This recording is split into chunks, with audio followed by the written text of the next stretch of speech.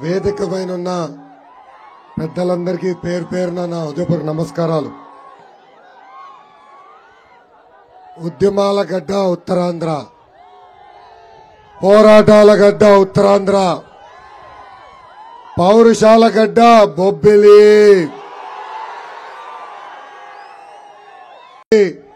నా హృదయపూర్వక నమస్కారాలు. తాడేపల్లి కొంపలు ఏముందో తెలుసా?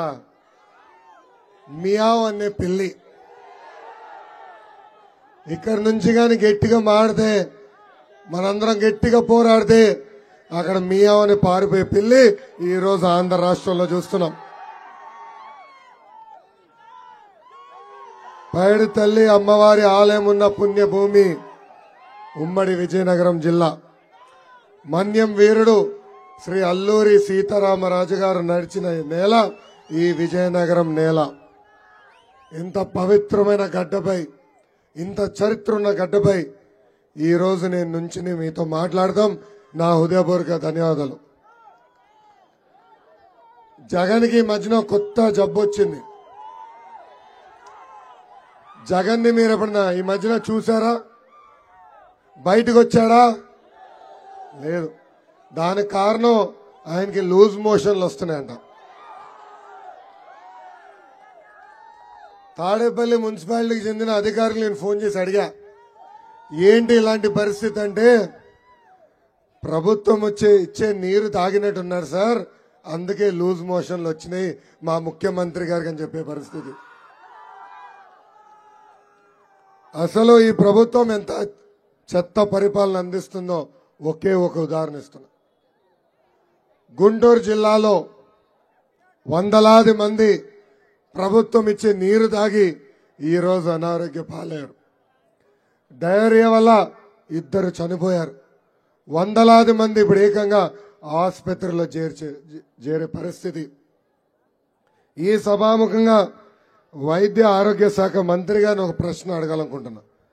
అమ్మా, మీరు తెలుగుదేశం మహానాడులో చంద్రబాబు నాయుడు గారు నాటిన తులసి మొక్క అన్నారు కదా, ఇప్పుడు జగన్ పెంచిన గంజాయి మొక్కగా ఎలా మారావు తల్లి అని. ముఖ్యమంత్రి జగన్కి పవన్ కళ్యాణ్ గారితో పోటీ పడాలనుకుంటున్నాడు. కొంచెం సినిమా పిచ్చి ఎక్కువైంది జగన్కి. అందుకే వ్యూహం యాత్ర 2 సినిమా తీశారు. యాత్ర 2 ఎంత అద్భుతంగా ఉందంటే, ఫస్ట్ షోలోనే ఎవరు లేరు, ఒక అట్టర్ ఫ్లాప్. వాళ్ళ ఎమ్మెల్యేలు టికెట్ కొని డబ్బులు ఇచ్చి వెళ్ళి సినిమా చూడనంటే సొంత పార్టీ కార్యకర్తలే మాకొద్దురా బాబు అని చెప్పే పరిస్థితి ఈరోజు. ఈ యాత్ర 2 సినిమా తీసిన ప్రొడ్యూసర్ జగన్ దగ్గరికి ఈ మధ్యన వెళ్ళాడంట. వెళ్ళి, తమ్ముడు ఒక్క నిమిషం కూర్చోది అయిన తర్వాత నేను మాట్లాడినా, ఒక్క నిమిషం. యాత్ర 2 ప్రొడ్యూసర్ జగన్ దగ్గరికి వెళ్ళి, డబ్బులంతా పోయింది, నన్ను మీరు ఆదుకోవాలంటే అప్పుడు జగన్ అన్నాడు, నాకేం సంబంధం, నష్టం వస్తే నీదే బాధ్యత, బయటికి పోని మెడబెట్టి బయటికి ఇంటేశారు. అప్పుడు ఆ యాత్ర 2 ప్రొడ్యూసర్ అంతిమ యాత్ర అని ఒక పోస్టర్ తయారు చేశాడు. ఆ పోస్టర్ పట్టుకుని జగన్ చూపించాడు, మీరు మాకు డబ్బులు ఇవ్వబోతే అంతిమ యాత్ర సినిమా నేను తీస్తానని. ఆ ప్రొడ్యూసర్ గారికి చెప్తున్నా, మీరు తీయాల్సిన అవసరం లేదు, 2 నెలల్లో జగన్ అంతిమ యాత్ర మొదలవుతుంది.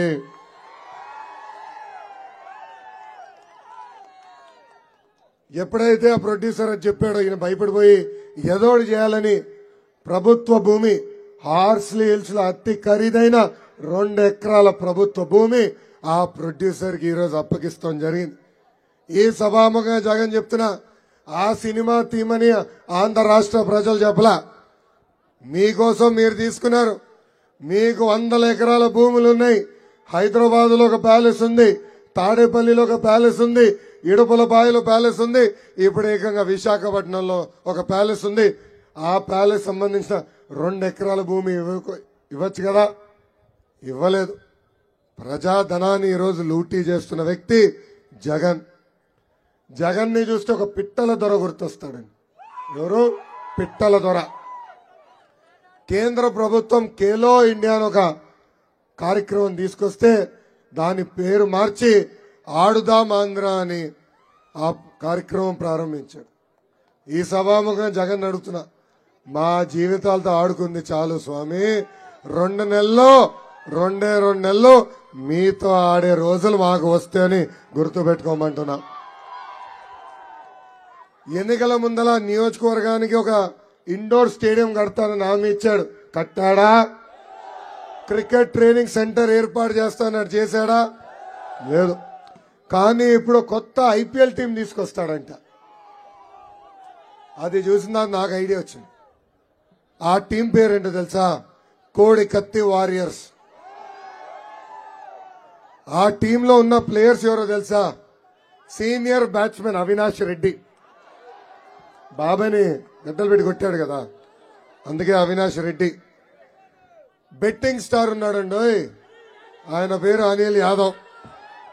అరగంట స్టార్ ఉన్నాడండి, అంబటి రాంబాబు. గంట star Avanthi Srinivas. All rounder Gorantla Madhav. Reel star వాళ్ళ ఎంపీ మార్గాని భరత్. బూతుల స్టార్ సన్నబియ్య సన్నాసి కోడాల నాని.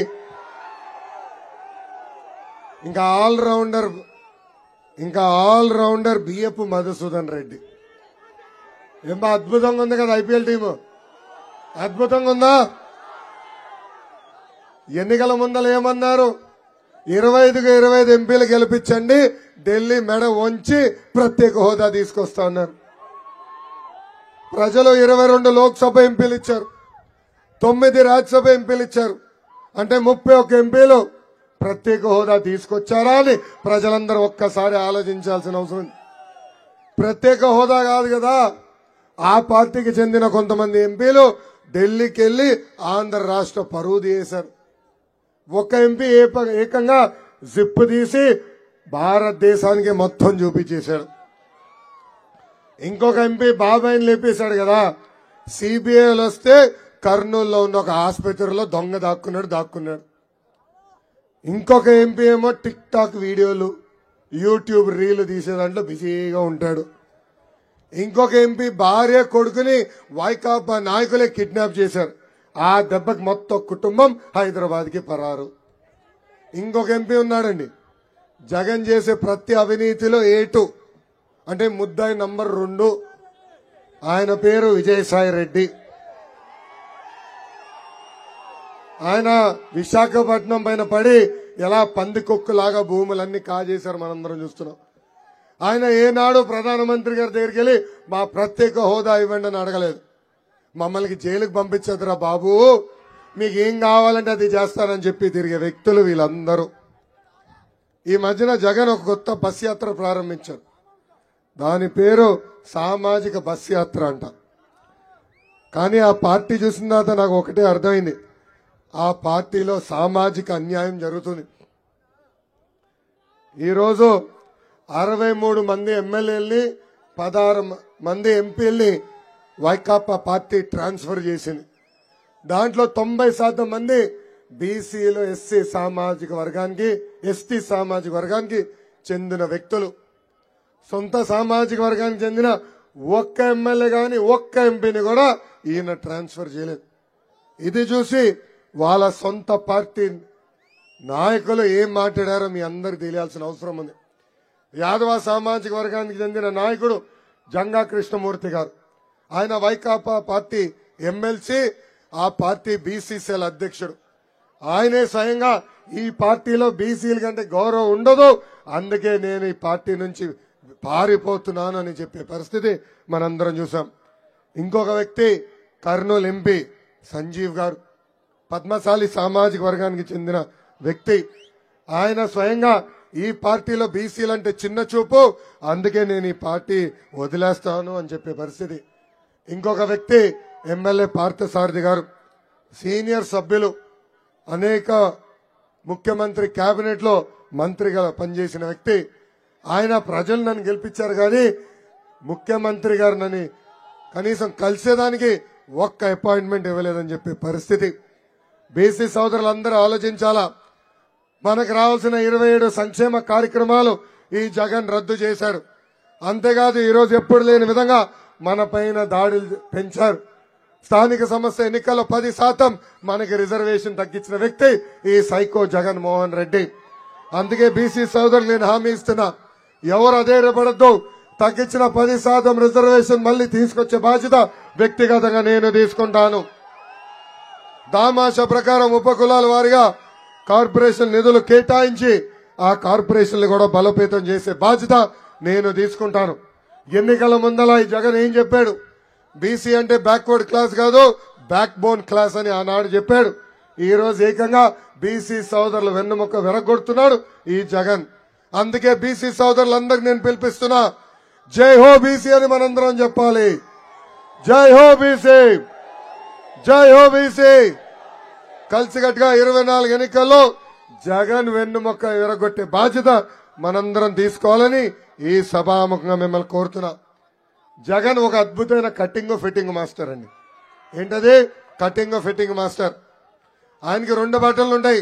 బల్ల పైన మనందరికీ బులుగు బటన్, కానీ అదే క్షణం బల్ల కింద ఒక ఎర్ర బటన్ ఉంటుంది. బల్ల పైన బులుగు బటన్ నొక్కుతాడు, అకౌంట్లో 10 రూపాయలు పడుతుంది. అది నేను ఒప్పుకుంటా. కానీ అదే క్షణం బల్ల కింద ఎర్ర బటన్ నొక్కుతాడు, అకౌంట్ నుంచి 100 రూపాయలు ఉష్ పోతుంది. ఎలా పోతుందో చెప్పాలి కదా.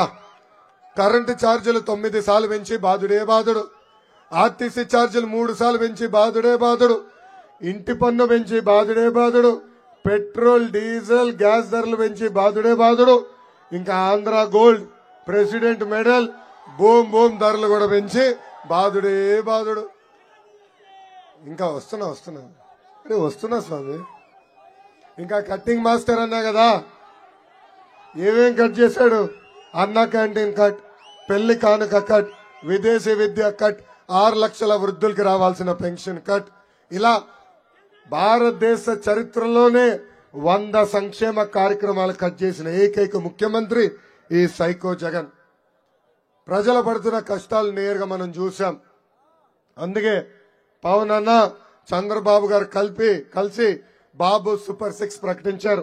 దాంట్లో ప్రధానమైన హామీ నిరుద్యోగ యువకులకి 5 సంవత్సరాల్లో 20 లక్షల ఉద్యోగాలు కల్పించే బాధ్యత మేము తీసుకుంటాం. తమ్ముడు ఇప్పుడే డిఎస్సి గురించి చెప్పాడు. 2 నెలలు ఓపిక పట్టండి, ప్రతి సంవత్సరం డిఎస్సి ఏర్పాటు చేస్తాం. 5 సంవత్సరాల్లో పెండింగ్ పోస్టులన్నీ భర్తీ చేసే బాధ్యత నేను తీసుకుంటాను. అంతేకాదు, ఉద్యోగం వచ్చే వరకు ప్రతి నెల 3,000 రూపాయల నిరుద్యోగ భృతి కూడా అందజేస్తాం. రెండో హామీ, స్కూల్కి వెళ్లే ప్రతి విద్యార్థి తల్లిదండ్రులకి ప్రతి సంవత్సరం 15,000 రూపాయలు మన ప్రభుత్వం ఇస్తుంది. అంటే ఒక్కరుంటే 15,000, ఇద్దరుంటే 30,000, ముగ్గురుంటే ఎంత బా వెనకాల చెప్పాలి, ఎంత? 45,000 రూపాయలు మన ప్రభుత్వం ఇవ్వబోతుంది. ఇంకా ప్రతి రైతుకి ప్రతి సంవత్సరం 20,000 రూపాయలు ఇచ్చి ఆర్థిక సహాయం చేస్తాం. ప్రతి ఇంటికి ఉచితంగా ప్రతి ఏడా 3 గ్యాస్ సిలిండర్లు కూడా మన ప్రభుత్వం అందజేయబోతుంది.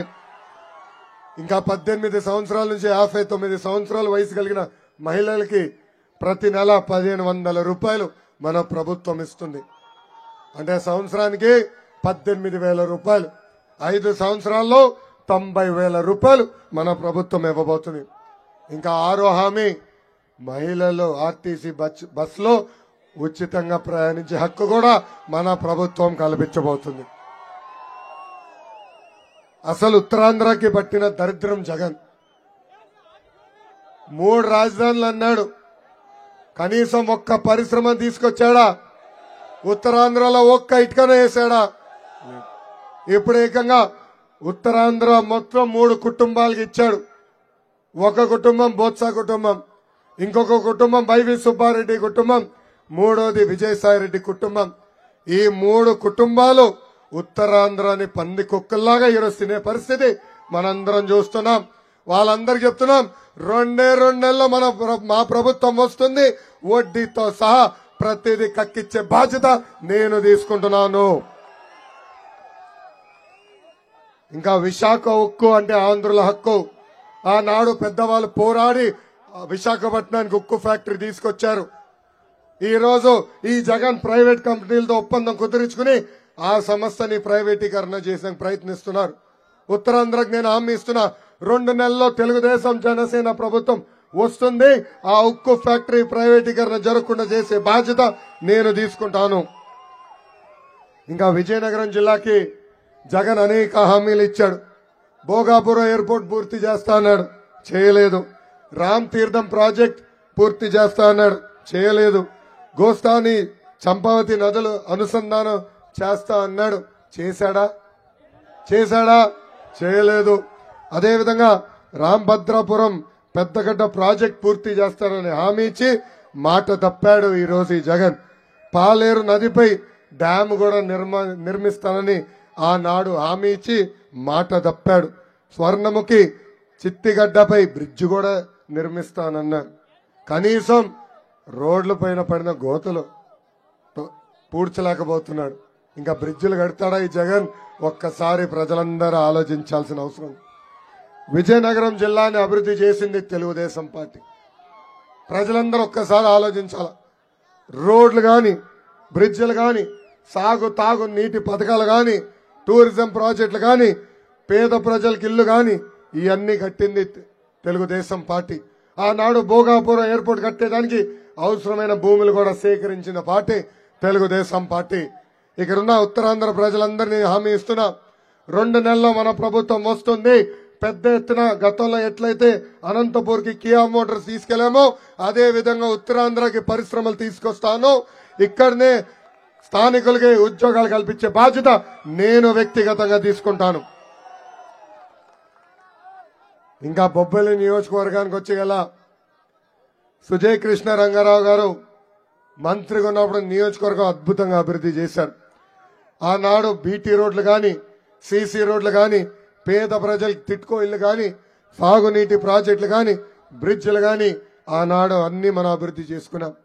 ఇప్పుడు ప్రజల్ని ఆలోచించమంటున్నా, అసలు ఇప్పుడున్న ఎమ్మెల్యే గురించి నేను మాట్లాడాల్సిన అవసరం ఉందా? ఆ పెద్ద ఆయన గురించి మాట్లాడాల్సిన అవసరం ఉందా? కనీసం పక్క నియోజకవర్గంలో ఎమ్మెల్యే గారికి ఇంక్లెస్ పెన్ ఉంటుంది, అంటే ఇంకు ఉంటుంది, దాంట్లో పెన్ను మట్టుకుంటుంది. ఎందుకంటే ఎమ్మెల్యే గారు కనుక ఇంకో వేరోళ్ళు పోస్తే అప్పుడు రాయగలుగుతారు.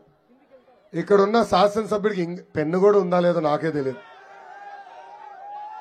అలాంటి పరిస్థితులు ఈరోజు మన నియోజకవర్గంలో చూస్తున్నాం. ప్రజలందరూ ఒక్కసారి ఆలోచించాల. కొండ దేవులపల్లి లిఫ్ట్ ఇరిగేషన్ ప్రాజెక్ట్ ఆనాడు తెలుగుదేశం పార్టీ ప్రారంభించింది. ఈ రోజు ఆ లిఫ్ట్ ఇరిగేషన్ పనులన్నీ ఈ ప్రభుత్వం ఆపేసింది. ఇంకా వెంగళరాయ సాగరం ఎక్స్టెన్షన్ వర్క్లు కూడా ఆనాడు తెలుగుదేశం పార్టీ ప్రారంభిస్తే ఈ ప్రభుత్వ అధికారులకు వచ్చిన తర్వాత అవి కూడా ఆపేసింది. పెద్దగడ్డ నీళ్లని రాంభద్రాపురం తేలండ్ ఆయకట్టుగా కూడా అందించే బాధ్యత తెలుగుదేశం ప్రభుత్వం తీసుకుంటుంది. వేగావతి బ్రిడ్జ్ పనులు కూడా పూర్తి చేసే బాధ్యత మేము తీసుకుంటామని ఈ సభాముఖంగా నేను హామీ ఇస్తున్నా. అంతేకాదు, అవసరమైన మేరకు సిసి రోడ్లు, బీటీ రోడ్లు కూడా వేసే బాధ్యత మేము తీసుకుంటామని ఈ సభాముఖంగా హామీ ఇస్తున్నా. పెద్దలు అడిగారు, తప్పనిసరిగా డిగ్రీ కళాశాల, ఇంటర్మీడియట్ కాలేజ్, స్టడీ సర్కిల్స్ మళ్ళీ ఏర్పాటు చేసే బాధ్యత వ్యక్తిగతంగా నేను తీసుకుంటానని ఈ సభాముఖంగా హామీ ఇస్తున్నా. మన జిల్లాకి క్యాన్సర్ ఆసుపత్రి తీసుకురావాల్సిన అవసరం చాలా చాలా ఉంది. నా ముద్దల మావయ్య, మీ అందరి బాలయ్య బాబు గారు హైదరాబాద్లో మా అమ్మమ్మ పేరు పైన క్యాన్సర్ హాస్పిటల్ నడిపిస్తున్నారు. నా సతీమణి బ్రహ్మణి కూడా అక్కడ డైరెక్టర్. ఆమె చెప్తా ఉంటుంది, ఎప్పుడు ఎక్కువ శాతం మంది ఆంధ్ర రాష్ట్ర ప్రజలు వచ్చి ఇక్కడ చికిత్స పొందుతున్నారు. రేపు మన ప్రభుత్వం ఏర్పడిన తర్వాత తప్పనిసరిగా క్యాన్సర్ హాస్పిటల్ని అన్ని జిల్లాలకి తీసుకెళ్తామని ఆమె కూడా చెప్తాం జరుగుతుంది. మన జిల్లాకి తప్పనిసరిగా ప్రభుత్వం కానివ్వండి, లేదంటే ఎన్జిఓ ద్వారా క్యాన్సర్ హాస్పిటల్ తీసుకొచ్చే బాధ్యత నేను తీసుకుంటానని ఈ సభాముఖంగా నేను హామీ ఇస్తున్నా. ఇంకా పట్నంలో లైబ్రరీ అడిగారు పెద్దలు, తప్పనిసరిగా లైబ్రరీ కూడా ఏర్పాటు చేసే బాధ్యత నేను తీసుకుంటానని ఈ సభాముఖంగా హామీ ఇస్తున్నా. ఇంకా ఎరకల పాకాలు గ్రామాన్ని సర్పంచ్ని ఈ ప్రభుత్వం అన్ని రకాలుగా వేధిస్తుంది. మన సర్పంచ్ అక్కడ మంచి పని చేయాలంటే అన్ని రకాలుగా ఇబ్బంది పెడుతుంది. మేము పాలవలస గౌరు గారు అభివృద్ధి కార్యక్రమాలు చేయాలంటే ఇబ్బంది పెడుతుంది. ఆయన పైన అనేక కేసులు పెట్టారు. ఆయనకు కూడా నేను హామీ ఇస్తున్నా, 2 నెలలు ఓపిక పట్టు, వాళ్ళందరి పేరు ఎర్ర బుక్లో ఉంది, వాళ్ళని నేను వదిలిపెట్టాను. తెలుగుదేశం పార్టీ బలం, తెలుగుదేశం పార్టీ కార్యకర్తలు. నాయకులు పార్టీ వీడి వెళ్ళినా తెలుగుదేశం పార్టీకి అండగా నిలబడింది కార్యకర్తలు. భారతదేశంలోని కార్యకర్తల పార్టీ అని ఎవరిని అడిగితే గుర్తొచ్చే మొదటి పార్టీ తెలుగుదేశం పార్టీ. అన్న విశ్వవిఖ్యాత నట సార్వభౌమ స్వర్గశ్రీ నందమూరి తారక రామారావు గారు ఏ ముహూర్తంలో పార్టీ స్థాపించారో నాకు తెలియదు, కానీ అసలు ఆ పసుపు జెండా చూస్తేనే మనకు ఒక నూతన ఉత్సాహం. వైకాపా కార్యకర్తలకి boom boom president medal, Andhra gold కావాలి, కానీ మనకి చంద్రబాబు నాయుడు గారు ఒక్క పిలిపిస్తే రోడ్ల పైన దూకి పరిగెత్తే సత్తా మనకు ఉంది. అందుకే 2014లో ఏ పార్టీకి లేని విధంగా కార్యకర్తల కోసం సంక్షేమ నిధి ఏర్పాటు చేశాం. ప్రమాదంలో కార్యకర్తలు చనిపోతే వాళ్ళ కుటుంబాలకి నేరుగా 2 లక్షల రూపాయలు అందించిన పార్టీ తెలుగుదేశం పార్టీ. ఇప్పటికీ దాదాపు 100 కోట్ల రూపాయలు కార్యకర్తల సంక్షేమం కోసం ఖర్చు పెట్టాం. అంతేకాదు, కార్యకర్తలు ఎవరన్నా ప్రమాదంలో చనిపోయినా, ఫ్యాక్షన్ దాడిలో చనిపోయినా వాళ్ళ బిడ్డల్ని చదివిస్తుంది నా తల్లి భువనేశ్వరి అమ్మ. నాకు అక్క చెల్లెలు లేరు, అన్న తమ్ముడు లేడు, నేను ఇంట్లో ఒక్కడినే. కానీ అన్న ఎన్టీఆర్ వల్ల 60 లక్షల మంది అక్క చెల్లెలు అన్న తమ్ముడు నాకు కలిగింది. 2019 నుంచి 24 వరకు వైకాపా నాయకులు మన పైన అనేక కేసులు పెట్టారు, మన్ని అన్ని రకాలుగా వేధించారు. నా పైన కూడా 22 కేసులు పెట్టారండి. నా పైన ఎస్సీ ఎస్టీ కేసు పెట్టారు, నా పైన అటెంప్ట్ మర్డర్ కేసు పెట్టారు. కానీ ఇప్పుడు చెప్తున్నా, జగన్కి ఈ లోకేష్ తగ్గేదే లేదు. జగన్ బాములకే భయపడిన కుటుంబం మాదే. నువ్వు పెట్టే చిల్లర కేసులకి నేను భయపడతానా? ఇక్కడున్న కార్యకర్తలందరికి పిలిపిస్తున్నా, 2 నెలలు కష్టపడండి. ఏ అధికారులైతే చట్టాన్ని ఉల్లంఘించి మన ఇబ్బంది పెట్టారో, ఏ వైకాపా నాయకులైతే చట్టాన్ని చుట్టంగా మార్చుకుని మన ఇబ్బంది పెట్టారో వాళ్ళందరి పేర్లు ఈ ఎర్ర బుక్ లో ఉన్నాయి. ఈ ఎర్ర బుక్ చూస్తే వైకాపా నాయకులకు పడుతుంది వచ్చా. అందుకే ఇప్పుడు కోర్టుకు వెళ్ళారు. ప్రజలందరికీ తెలియాలా, ఈ రోజు ఈ ప్రభుత్వం కోర్టుకు వెళ్ళింది. కోర్టుకు వెళ్ళి లోకేష్ ప్రతి ఊరికి ఎర్ర బుక్ అంటున్నాడు. ఎట్టి పరిస్థితుల్లో మేము అరెస్ట్ చేయాలనుకుంటున్నాం, నాన్ బెయిలబుల్ వారెంట్ ఇష్యూ చేయమని వెళ్ళారు. అరే, తప్పు చేయకపోతే ఎందుకు భయపడుతున్నారే మీరు? తప్పు చేయకపోతే ఎందుకు భయపడుతున్నారు మీరు? నేనేం చెప్పా, చట్టాన్ని ఉల్లంఘించినోడు నేను వదిలిపెట్టానని. అంటే మీరు ఒప్పుకున్నట్టు కదా మీరు చట్టం ఉల్లంఘించారని. టైం అయిపోయింది బ్రదర్. 2 నెలల్లో మా ప్రభుత్వం రాబోతుంది. ప్రతిదీ వడ్డీతో సహా చెల్లించే బాధ్యత వ్యక్తిగతంగా నేను తీసుకుంటున్నానని ఈ సభాముఖంగా కార్యకర్తలందరికీ నేను హామీ ఇస్తున్నా. అన్న ఎన్టీఆర్ మన దేవుడు, బాబు గారు చంద్రబాబు గారు మన రాముడు. కానీ ఈ లోకేష్ వైకాపా నాయకులకి మూర్ఖుడు. బొబ్బిల్లో ఉన్న బాంబేకి వైకాపా నాయకులు పారిపోయినా తీసుకొచ్చి లోపల వేసే బాధ్యత నేను తీసుకుంటానని కార్యకర్తలకు నేను హామీ ఇస్తున్నా. చంద్రబాబు గారిని అరెస్ట్ చేసినప్పుడు ఆనాడు ఒక్క నిమిషం తమ్ముడు, ఒక్క నిమిషం అని చంద్రబాబు గారిని అరెస్ట్ చేసి మెజిస్ట్రేట్ గారి ముందర నిలబెట్టారు. ఆనాడు మెజిస్ట్రేట్ గారు చంద్రబాబు నాయుడు గారిని జ్యుడిషియల్ రిమాండ్కి పంపిస్తారు అనుకోలేదు, కానీ పంపించారు. పంపించిన మరుక్షణం నాకు పవన్ అన్న ఫోన్ చేశారు. ఫోన్ చేసి, తమ్ముడు నువ్వు భయపడొద్దు, నీకేం కావాలో చెప్పు, ఒక అన్నగా నీకు అండగా నేను నిలబడతాను, ముందరికి వెళ్ళండి, మీకు అండగా నేను ఉంటానని చెప్పిన వ్యక్తి పవన్ అన్న. దానికి ఈ సభాముఖంగా ఆయనకి నేను హృదయపూర్వక ధన్యవాదాలు తెలుపుతున్నాను. ఆనాడు పవన్ అన్న ఆంధ్ర రాష్ట్రానికి రావాలనుకుంటే ఆయన ప్రత్యేక విమాన పర్మిషన్ క్యాన్సిల్ చేశారు.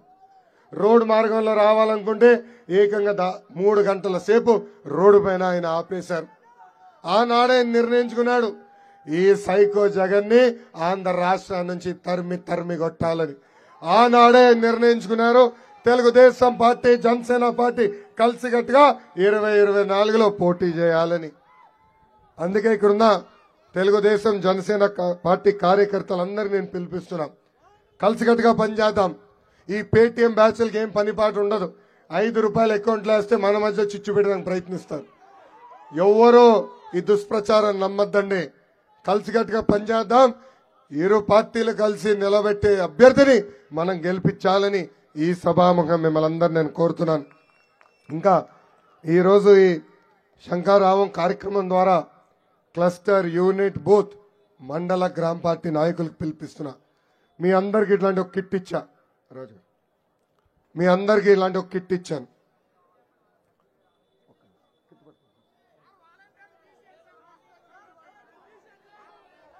ఇలా అందరికీ మేము ఒక కిట్ ఇచ్చాం. ఈ కిట్లో 25 క్యాలెండర్లు చొప్పున ఒక బంచ్ మీకు ఇచ్చాం. 10 ఇస్తే మీరు ఇంటికి మోయలేరని ఒకటే ఇచ్చాం. 25 ఉన్నాయి. మిగతా 9 మీ ఇంటికి మేము చేర్చుతాము. ఈ క్యాలెండర్ ఒక పక్కన క్యాలెండర్ ఉంది, ఒక పక్కన ఏముంది, బాబు సూపర్ 6 హామీలు ఉన్నాయి. ఇది వచ్చే 5 రోజుల్లో 250 గడపలకి చేర్చాల్సిన బాధ్యత ఇక్కడ మీ పైన ఉంది. చేరుస్తారా? అదేవిధంగా మీ అందరికి ఒక కార్డు ఇస్తున్నాం. ఒక పక్కన బాబు సూపర్ 6 ఉంది, ఇంకో పక్కన మన ఇచ్చే 6 హామీలు ఉన్నాయి. ఇది మీరు జోబులో పెట్టుకుని తిరగాలి. టీ షాప్కి వెళ్ళినా, పెట్రోల్ బంక్కి వెళ్ళినా, బంధువుల ఇంటికి వెళ్ళినా ఈ సూపర్ 6 హామీలు వివరించి చెప్పాలి. పొరపాటున ఎవరైనా వైకాపాకు ఓటేయాలనుకుంటే ఎందుకు వేయకూడదో వివరించి ఈ సూపర్ 6 హామీలు చెప్పాలి. అదేవిధంగా సైకిల్ కూడా ఇచ్చాం. ఇది నేను ఎట్లయితే పిన్ను పెట్టుకుని తిరుగుతున్నానో అదేవిధంగా మీరు పెట్టుకుని ప్రతి గడప దొక్కాలని ఈ సభాముఖంగా కోరుకుంటున్నాను. పసుపు తోపిచ్చా ఆల్రెడీ అందరూ వేసుకుంటున్నారు. మళ్ళీ దాని గురించి చెప్పాల్సిన అవసరం లేదని నేను అనుకుంటున్నాను. ఎన్నికలు అయిన దగ్గర నుంచి మనం బాధుడు చేశాం. ఇదేమి కర్మ మన రాష్ట్రానికి కార్యక్రమం చేశాం. బాబు షూరిటీ భవిష్యత్తు గ్యారంటీ కూడా నిర్వహించుకున్నాం. ఎవరు ఏ బూత్లో బాగా పనిచేశారో నాకు తెలుసు. ఇప్పుడు ఫోన్లో చెక్ చేసినా ఏ క్లస్టర్ బాగా చేసింది, ఏ బూత్ బాగా చేశారు, ఏ యూనిట్ బాగా పనిచేసిందో నాకు తెలుసు. సో మీరు నా చుట్టూ తిరుగుతాం కాదు, లేదంటే గురువు గారి చుట్టూ తిరుగుతాం కాదు, ప్రజల చుట్టూ తిరగండి. మిమ్మల్ని వెతుక్కుంటూ వచ్చే బాధ్యత నేను తీసుకుంటాను. ఎవరైతే బాగా పనిచేస్తారో, ఎవరైతే ఎక్కువ శాతం పనులు పూర్తి చేస్తారో వాళ్ళకే నామినేటెడ్ పోస్టులు ఇచ్చే బాధ్యత నేను తీసుకుంటానని ఈ సభాముఖంగా హామీ ఇస్తున్నా. వేదికమైన పెద్దలు రేపు వచ్చి పలానా వ్యక్తి బాగా చేశాడు, నామినేటెడ్ పోస్ట్ ఇవ్వాలంటే సింపుల్గా వాళ్ళు కంప్యూటర్లో కొడితే మొత్తం తెలిసిపోతుంది. వాళ్ళు పని చేశారా లేదా, బాగా పని చేస్తుంటే ఇస్తాం, చేయకపోతే వాళ్ళు దండం పెట్టి వీళ్ళు పని చేయలేదు, పని చేయమను, అప్పుడే పరిశీలిస్తారని కూడా చెప్తున్నా. సో కష్టపడండి, ప్రతి గడప దొక్కండి. ఈ 2 నెలలు తెలుగుదేశం జనసేన పార్టీ గెలుపు కోసం మనందరం కృషి చేయాలని ఈ సభాముఖంగా కోరుకుంటూ, ఇంత అద్భుతమైన అవకాశం నాకు ఇచ్చిన బొబ్బిలి ప్రజలందరికీ పేరు పేరున నా హృదయపూర్వక ధన్యవాదాలు తెలుపుకుంటూ మీ అందరి దగ్గర నుంచి నేను సలహా తీసుకుంటున్నాను. జోహార్ అన్న ఎన్టీఆర్, జోహార్ అన్న ఎన్టీఆర్. చంద్రబాబు నాయుడు గారి నాయకత్వం, చంద్రబాబు నాయుడు గారి నాయకత్వం, పవన్ అన్న నాయకత్వం, పవన్ అన్న నాయకత్వం. చిన్న విషయం నేను చెప్పాలనుకున్నాను, మాట్లాడే తొందరలో నేను మర్చిపోయా. గతంలో 10th లక్ష్మీనాయుడు గారికి నేను న్యాయం చేయలేకపోయా. ఆ పొరపాటు నాది. ఈసారి ఆ పొరపాటు జరగకుండా చూసుకునే బాధ్యత నాది. 10th లక్ష్మీనాయుడు గారిని చట్ట సభలకు పంపించే బాధ్యత వ్యక్తిగతంగా నేను తీసుకుంటున్నానని ఈ సభాముఖంగా కార్యకర్తలందరికీ నేను హామీ ఇస్తున్నాను. ఇప్పుడు పెంటు లక్ష్మీనాయుడు గారిని ప్రతిజ్ఞ మా అందరి చేత చేపించవలసిందిగా నేను కోరుతున్నా.